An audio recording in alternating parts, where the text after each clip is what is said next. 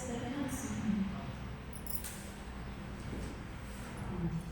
मोक्ष मार्गस्य नेतारं वेतारं सर्वभूतानां ज्ञातारं विश्वतत्त्वानां वन्दे तद्गुरुलक्ष्ये श्रीवर्धमानमाध्याय कार्तिकसङ्घातघातनं विद्यास्पदं प्रवक्ष्यामि तत्त्वार्थश्लोकवाक्यम्। पंचपरमेश्वर भगवान की जय। देवादिदेव गजाशेखरनाथ भगवान की जय। परम पूज्य आचार्य श्री उमा स्वामी जी महाराज की जय। परम पूज्य आचार्य श्री विद्यानंद स्वामी जी महाराज की जय। परम पूज्य आचार्य श्री शांति सागर जी महाराज की जय। परम पूज्य आचार्य श्री सरस्वती सागर जी महाराज की जय। परम पूज्य आचार्य गुरुदेव विनंदन सागर जी महाराज की जय। परम पूज्य आचार्य गुरुदेव सुंदर सागर जी महाराज की जय। परम पूज्य आचार्य श्री विशुद्ध सागर जी महाराज की जय। गुरुदेव संतभद्र स्वामी की जय।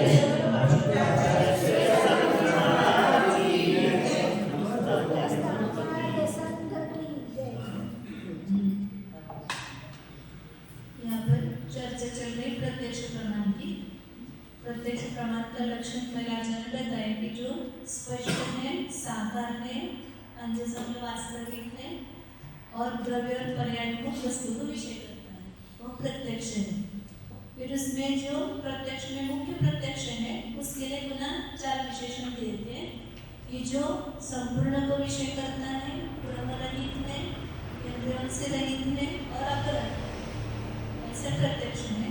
उस प्रत्यक्ष की स्थिति कैसे होती है, ऐसा प्रश्न दिया था, तो उसको सुनिश्चित असंभव बालक प्रमाण से ऐसे प्रत्यक्ष निष्कलंक ऐसा जो प्रत्यक्ष प्रमाण है वो सिद्ध होता है, उसमें किसी भी प्रकार की बाधा नहीं है। तो इस प्रकार सिद्ध करके अभी अंतिम दे रहे हैं, समारोह बता रहे हैं। 179 नंबर पेज है, 179।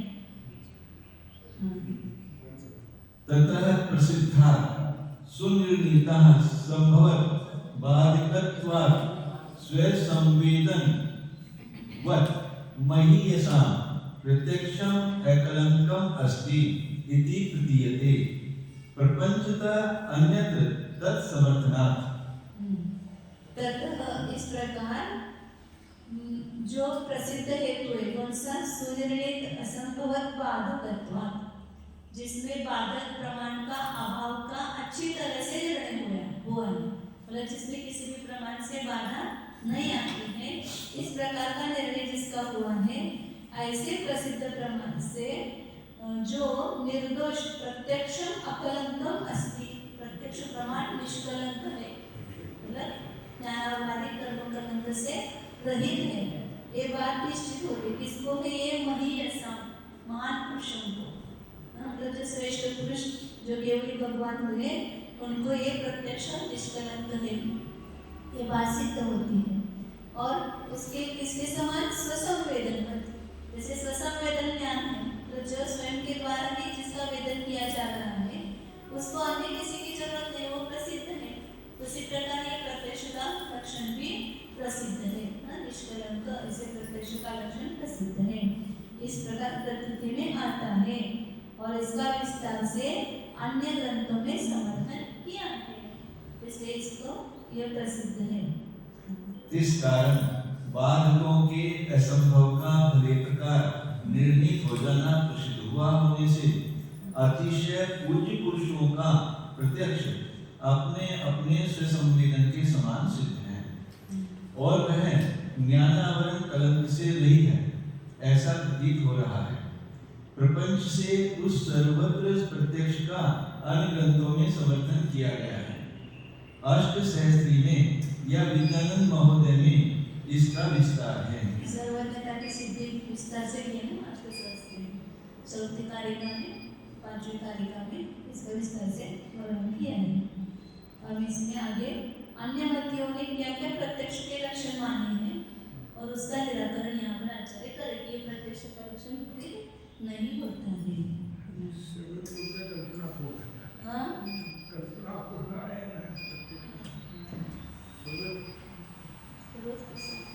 प्रत्यक्षं कल्पनापोढ प्रत्यक्षं कल्पनापोढ न क्रान्तमिति केचन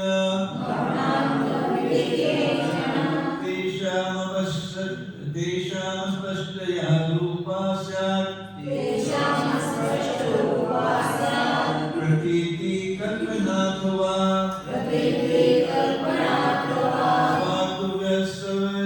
स्वार्थव्यवस्थिति नान्या गतिरस्ति विचारत अभिलापवती वित्तिस् तद्योग्या वापि सायत प्रत्यक्षं कल्पनापोढमप्रान्तमिति केचन तेषां स्पष्टरूपा स्यात् प्रतीति कल्पनाथवा स्वार्थव्यवस्थिति नास्त्या गतिरस्ति विचारत अभिलापवती वित्तिस् तद्योग्या वापि सायत। अब यहाँ पर बौद्ध ने जो प्रत्यक्ष का लक्षण माना है, तो उसके लक्षण दे कल्पनापोढ अभ्रांतम प्रत्यक्षम, ऐसा उन्होंने लक्षण बताया है। जो कल्पना से अपोढ़ मतलब रहित है और भ्रांति रहित है, अभ्रांत है, उसको प्रत्यक्ष कहते हैं, ऐसा कोई बौद्धवादी कहते हैं। अब यहाँ पर आचार्य उनकी मीमांसा करते हैं, उसको एकदम गलत कहेंगे तो वो मानते हैं ना, तो उसकी मीमांसा करते हैं कि आप कल्पनापोढ का क्या अर्थ करते हो। कल्पनापोढ ऐसा कहा ना था, लेकिन शब्द से काम नहीं चलेगा, उसका भाव क्या है समझना पड़ेगा ना। तो कल्पना से रहित है मतलब क्या है, तो उसके 4 विकल्प यहाँ पर किए हैं।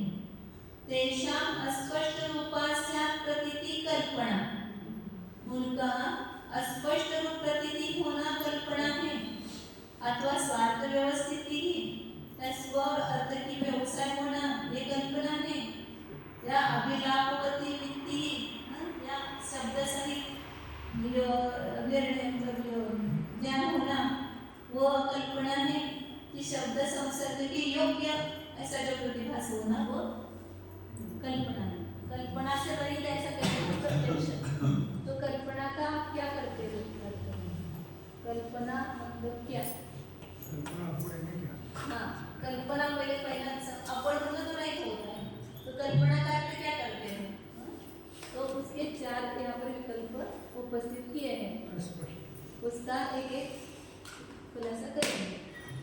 अस्पष्ट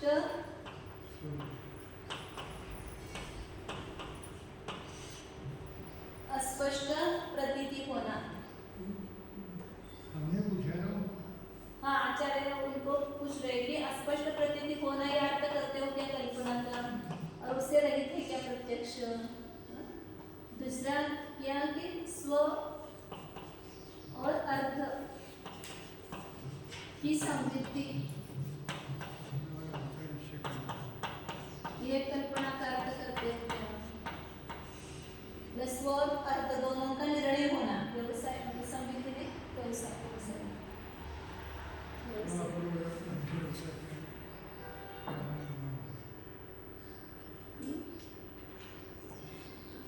निश्चय।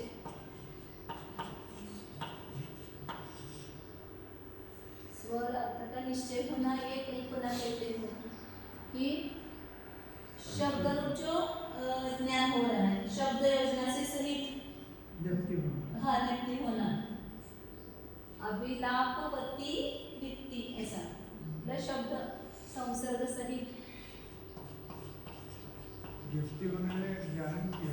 हाँ शब्द योजना से ज्ञान होना कहीं तो कहता है, सभी ज्ञान होना ये तो कल्पना का अर्थ है। यहाँ चौथा है, चौथा शब्द संसर्ग योग्य ऐसी नृत्य होना।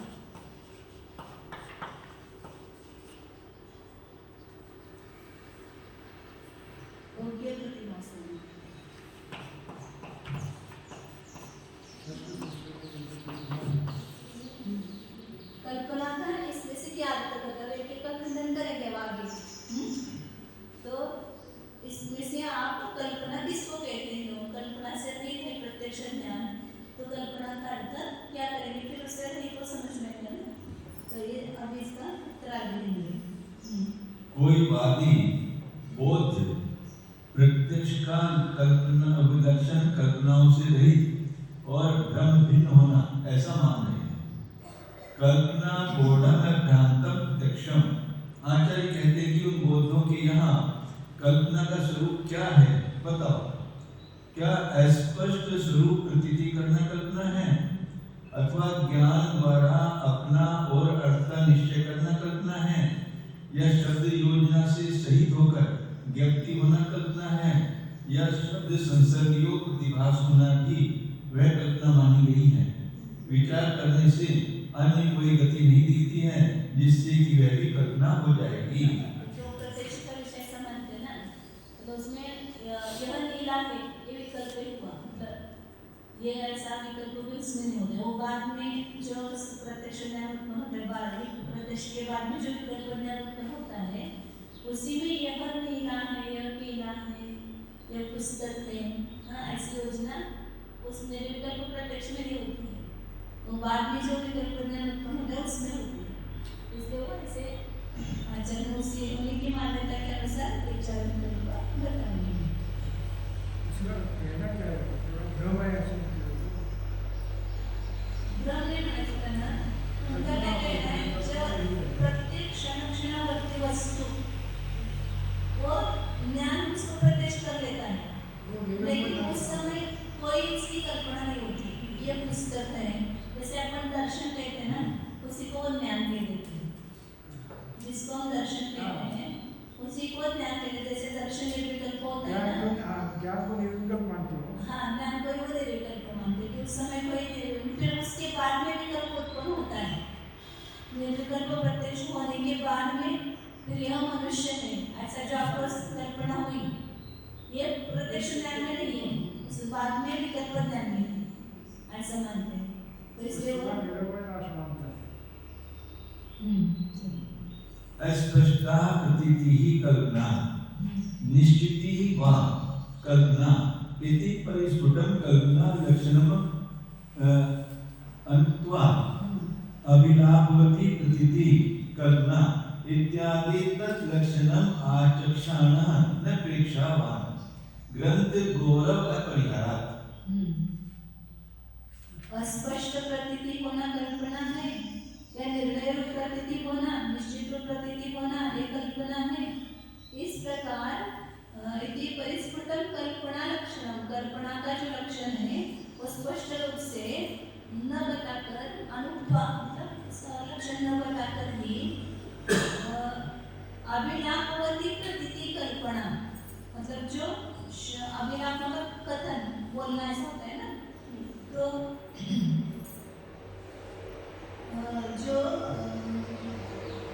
शब्द संसर्ग जो प्रतीति है वो कल्पना है।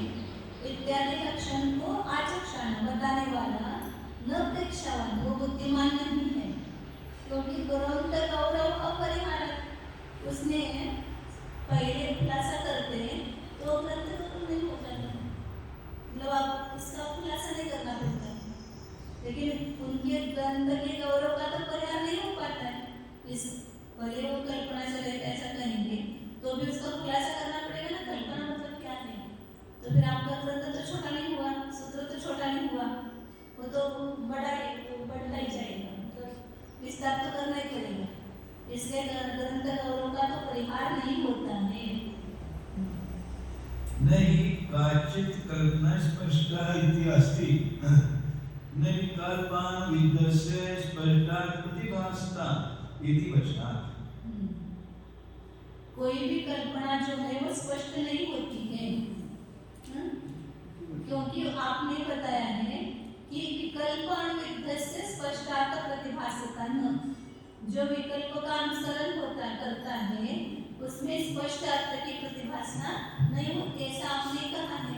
इसलिए कोई भी कल्पना स्पष्ट नहीं है, ये प्रतिभासित होता है, मतलब उससे स्पष्ट होता है।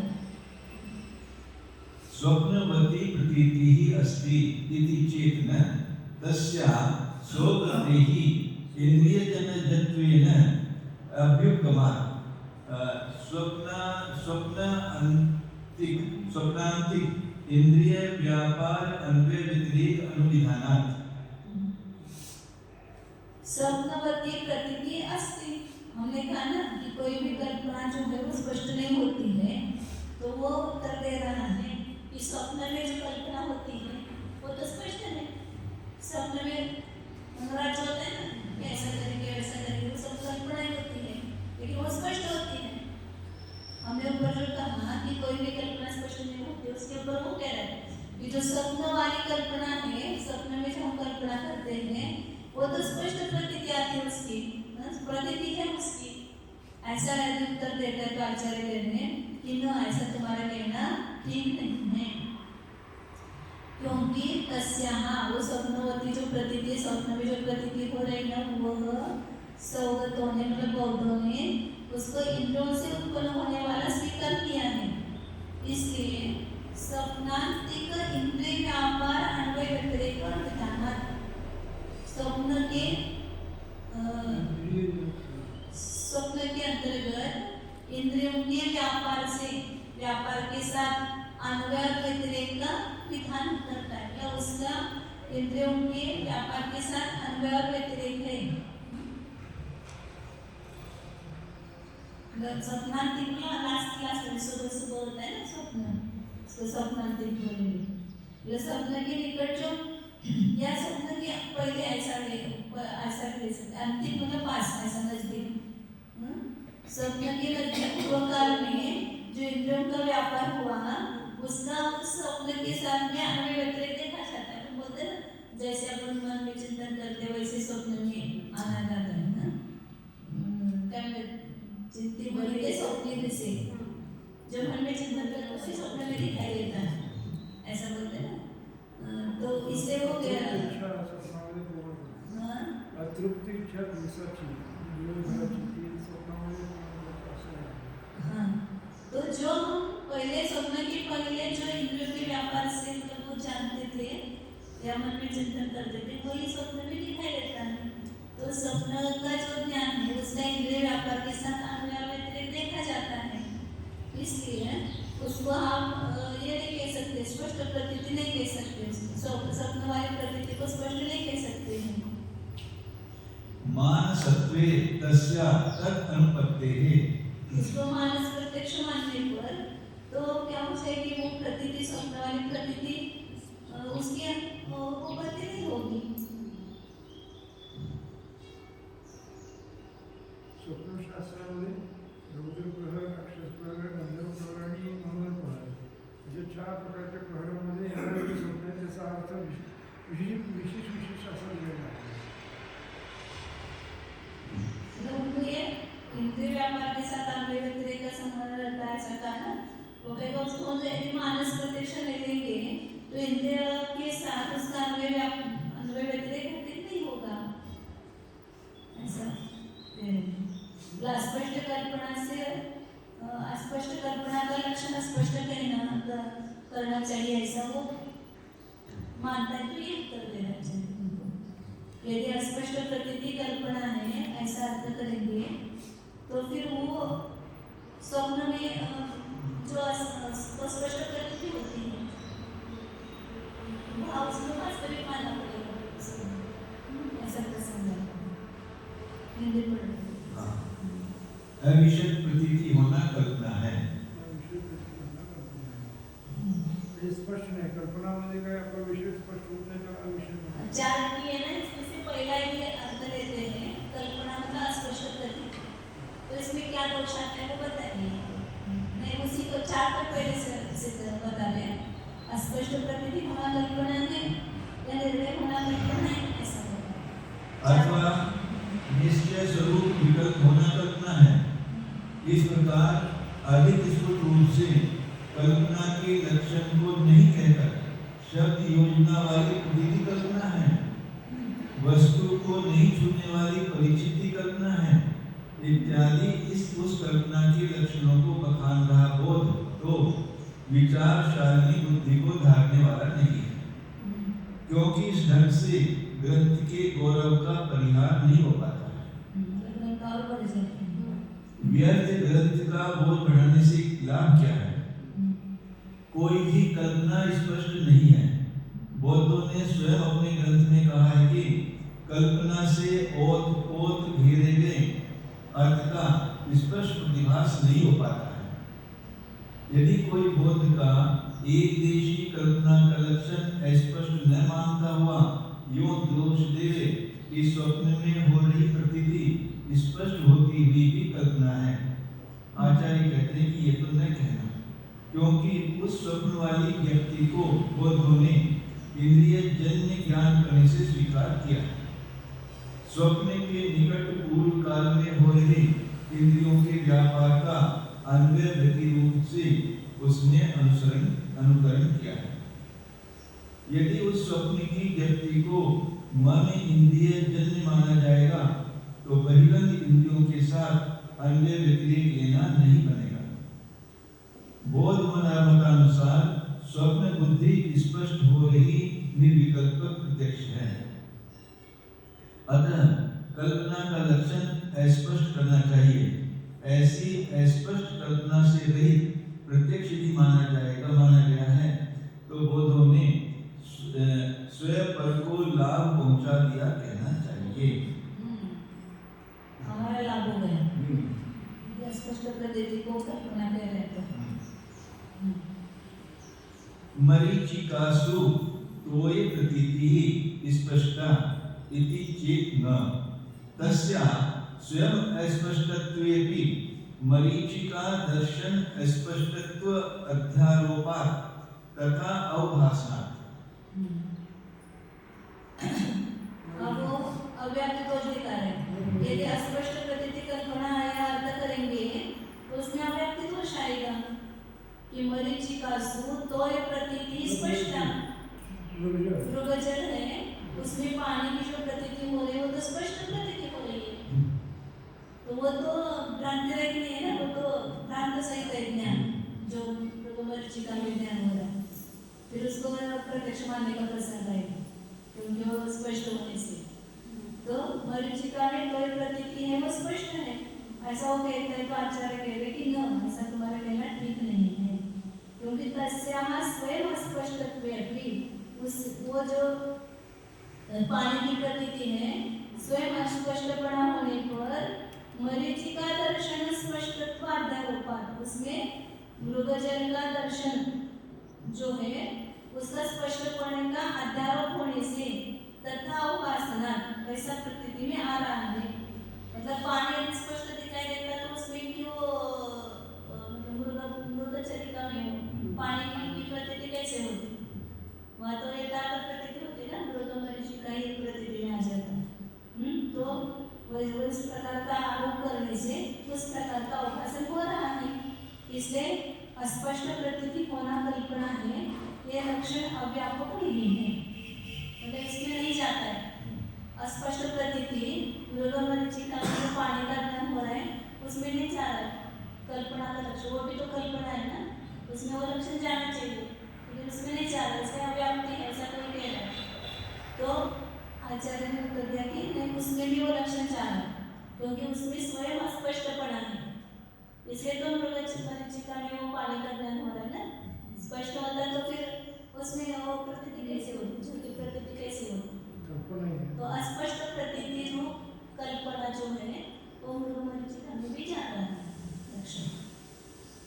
ततः न अव्यापी इदं लक्षणम्, इसलिए कल्पना का अस्पष्ट प्रतीति के लक्षण अव्यापी नहीं है। न अपि अतिव्यापी क्वचित् कल्पनायाः अस्पष्टत्व अभावात्। कल्पना है न अभी अतिव्याप्ति, और ये लक्षण कल्पना का जो अस्पष्ट प्रतीति लक्षण है वो अतिव्याप्ति से भी सही नहीं है, मतलब कल्पना और अकल्पना दोनों में गए तो अतिव्याप्त हो जाएगा ना। अस्पष्ट प्रतीति यह लक्षण कल्पना तो कर रहे हैं ना, और ये अकल्पना में भी चला जाए, जो कल्पना नहीं उसमें भी चला जाए तो अतिव्याप्ति होगा, लेकिन ये नहीं जाता है उसमें, जो मतलब है कि अतिव्याप्ति नहीं है अकल्पना में अस्पष्टपना का अभाव है। जो कल्पना नहीं है उसमें अस्पष्टता नहीं है, उसमें स्पष्टता है। कल्पना के लक्षण में अव्याप्ति दोष को उठाते हुए बहुत शंका करते हैं कि बालू, रेत या फूले हुए कांसों में हुई जल की प्रतीति स्पष्ट हो रही है, किंतु वह कल्पना ज्ञान है। आचार्य कहते कि यह तो नहीं कहना, क्योंकि वह जल ज्ञान यद्यपि स्वयं स्पष्ट है, फिर भी मरीचिका के चाक्षुष प्रत्यक्ष में विद्यमान हो रहे स्पष्टत्व का जल ज्ञान में पूरा आरोप कर देने से इस प्रकार स्पष्ट प्रतिभास जाता है। इस कारण यह कल्पना का अस्पष्ट लक्षण अव्याप्ति दोष युक्त नहीं है और इस लक्षण का कहीं अतिव्याप्ति भी नहीं है, और इस लक्षण की कहीं अतिव्याप्ति भी नहीं है, क्योंकि कल्पना रहित ज्ञानों के अस्पष्टपना नहीं देखा जाता है। जो कल्पना रहित ज्ञान है वो स्पष्ट होते हैं, अथवा अकल्पना ज्ञानों में स्पष्टता न होने से जो अतिव्याप्ति दोष की संभावना थी वह भी नहीं है। अव्याप्ति किसको कहते हैं और अतिव्याप्ति किसको कहते हैं? अव्याप्ति किसको कहते हैं? जिसका लक्षण किया है उन सभी में नहीं जाए तो उसको क्या कहेंगे? अव्याप्ति। तो जितनी भी कल्पनाएं हैं उन सब में स्पष्ट प्रतीति लक्षण नहीं जाएगा तो उसको क्या कहेंगे? अव्याप्ति। और अतिव्याप्ति किसको कहते हैं? लक्षण और अलक्ष्य, लक्षण और अलक्ष्य दोनों में जाता है। जिसका लक्षण कर रहे हैं उसमें भी जा रहे हैं और दूसरे में भी जा रहे हैं। जैसे जीव का लक्षण आमूर्ति किया तो आमूर्ति के लक्षण जीव में भी जा रहे हैं और धर्म आकाश में भी जा रहे हैं। वो लक्षण कैसा हो गया? आमूर्ति अतिव्याप्ति हो गया। और जीव का लक्षण हमने राग द्वेष किया तो सभी जीव में जाता है क्या? वितराग इसमें भगवान में नहीं जाता है, इसलिए वो अव्यापी हो। तो ऐसे यहाँ कल्पना का लक्षण स्पष्ट प्रतीति है, इसमें आचरण करेंगे उसमें अव्याप्ति भी नहीं है और अतिव्याप्ति भी नहीं है, वो दिखा रहता है ये लक्षण अव्याप्ति से ऐसा। तो लेकिन उसमें अव्याप्ति दोष नहीं आता है, क्योंकि जितनी भी कल्पना है उस सब में अस्पष्ट प्रतीति ही होती है। विभाव स्वभाव की अपेक्षा से राग द्वेष में जीव का स्वभाव हुआ है ना, विभाव स्वभाव की अपेक्षा से लक्षण चल रहा है। सर्वांग स्पष्ट हो रहे अविचार प्रत्यक्ष ज्ञान में लेश मात्र भी विचार कल्पना नहीं है। दूरात् पादप आदि दर्शने कल्पना रहिते अपि अस्पष्टत्व प्रतीतेः अतिव्यापी इदं लक्षणम् इति चेत् न तस्य विकल्प स्पष्टत्वेन एकत्व आरोपात् स्पष्टतः उपलब्धेः। अब कोई कह रहा है कि दूरात् पादपादि दर्शन, दूर से ही हम पेड़ देख रहे हैं, वहाँ तो बहुत दूर खड़ा है पेड़, तो उसको देखते समय वहाँ पर कल्पना रहित होने पर भी अस्पष्टत्व की प्रतीति हो रही है। वहाँ कल्पना नहीं है लेकिन फिर भी प्रतीति कैसी है? अस्पष्ट प्रतीति है। कल्पना करता अस्पष्ट प्रतीति किया, लेकिन यह कल्पना नहीं होने पर भी उसमें अस्पष्ट प्रतीति है। इसलिए आपका लक्षण जो है वो कल्पना रहित में भी जाना है। अस्पष्ट कोई प्रतीति लक्षण जहाँ कल्पना है वहाँ पर भी जा रहा है और जहाँ कल्पना नहीं है वहाँ पर भी जा रहा है, तो इसलिए अतिव्याप्ति है यह लक्षण। ऐसा कोई कहता है तो कहते कि नहीं, ऐसा तुम्हारा कहना ठीक नहीं है, क्योंकि तस्य विकल्प अस्पष्टत्वेन एकत्व आरोपात् अस्पष्टता उपलब्धेः। वहाँ पर क्या है? दूर से हुआ जो प्रत्यक्ष है उसमें